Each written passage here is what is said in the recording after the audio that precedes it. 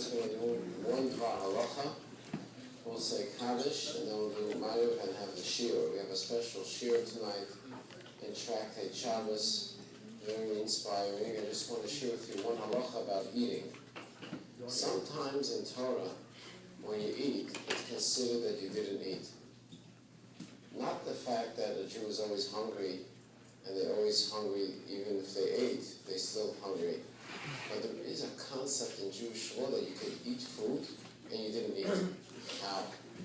There's a law in Torah that all the produce that you have, that you grow, you have to give 2% to the Kohen. It's called Truma.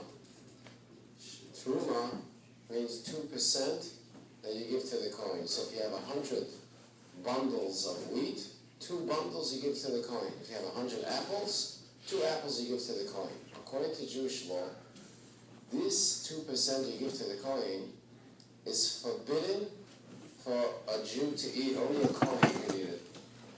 What happens if a Jew eats it? What's his penalty? Penalty is he has to pay to the Kohen the value of the apple plus a fifth. So if the apple is $1, he has to pay $1.20. However, the Rambam says an interesting thing. If he ate the apple, but when he ate it, he was so full, because he had a big dinner, that it was almost like repulsive. You know what repulsive is? Sometimes you eat, you really don't have appetite. You're not hungry. You don't even want to eat, but you just ate it. I don't know why. Maybe you're bored, or maybe you're with sugar, whatever it is. You just ate it. Then you don't have to pay the extra 20%. Why? It's like I said, you ate. You didn't enjoy it. You pay the amount because you took away an apple. So it's like you stole an apple from the Kohen, you have to give him back an apple. But the extra 20% that you paid for the joy and the pleasure that you benefited, you didn't have any joy. So that's one halacha. Second is, there's a thing in Torah, I don't know if you know about this, nikulim. You're not allowed to eat food that mice or different animals bit into it. It's called nikur. It's forbidden to Torah. Why? Could be poison in it. So if you find food that's a little nibbled, nibbled away, and you suspect that maybe a mouse or, you know what I mean? Not kids, or, nibble like you tell, you're not allowed to eat it. It's called sakana. So what happens if the 2% that gives to the Kohen, it was nibbled by the mice? The mice nibbled it. And you ate it. Do you have to pay the 20% or not? Why? You're not allowed to eat nibbled food because it's a matter of life or death, danger. You ate it anyway. So you took away from the Kohen the 2% that the Kohen gets.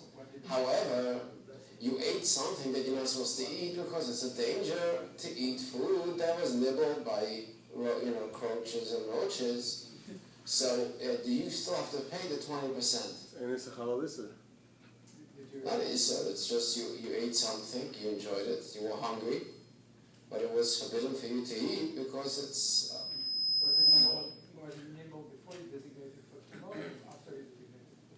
Either way, you ate it after it was nibbled.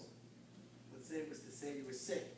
Let's say you were sick and it was to save the life of the Jew. Wouldn't it supersede the... No, not that, because you're not allowed to eat poison to save a life.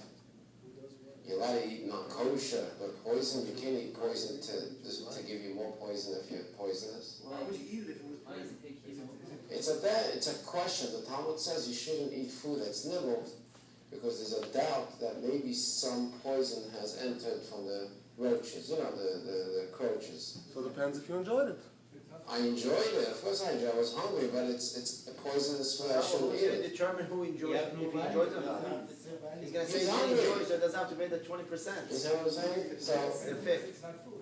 of course. It is food. It's just food with poison. You don't know if it's poison. It's a question. Oh, so the Rambam says, that's what the Rambam says. The Rambam says, Ochal Teruma Nekura, if you ate nibbled Teruma, you have to pay the principal principle plus a fifth. The Mefarshim have a whole debate why. One opinion is because it's a doubt if it's poison, it's not for sure. So the fact that you ate it and you're still alive means It wasn't. it wasn't. So you pay the fifth. That's one opinion. Another opinion is because the only time food is not beneficial is if you get damage right when you eat it. Most of these croaches, not right away you feel the pain. Sometimes like a day later you all of a sudden get an illness, or 2 days later. So then it's not the same like real poison. And third is we have on Pesach, it says you're supposed to drink 4 cups of wine. What happens if the wine endangers you? Some people, wine is dangerous for them. Should you drink the wine anyway? Grape juice. So the Torah says you should make an effort, even if it's going to hurt you physically. Like maybe you used to limp from Pesach to Shavuos because you drank 4 cups of wine. It caused him to limp from Pesach to Shavuos. 7 weeks limping from 4 cups of wine. The Torah says you should make an effort, even if it's going to damage your health, to do the mitzvah. So you see, eating something that causes you a little damage is still considered eating. So it's not considered not edible food. However, when you eat, when your eyes get puffed because you're so full, and you're just eating another piece of apple, that's much repulsive, it's a chaya, it's a behemoth, you shouldn't do it. So that's not called eating. Even Yom Kippur, when you eat on Yom Kippur, right, it's forbidden, but if you eat on Yom Kippur right after you ate like a whole, right before the fast, you eat and people stuff themselves because they're not going to eat for 25 hours. So they store like 7 weeks of food in their body because they're not going to eat for 25 hours.